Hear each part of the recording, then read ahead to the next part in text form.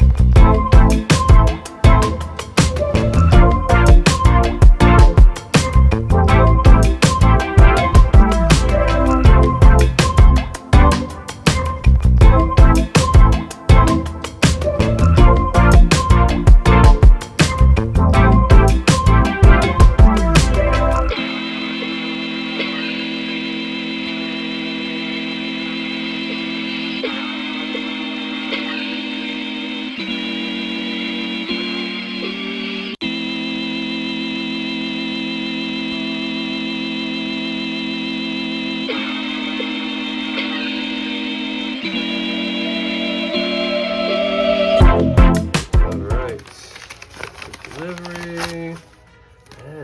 Hello there.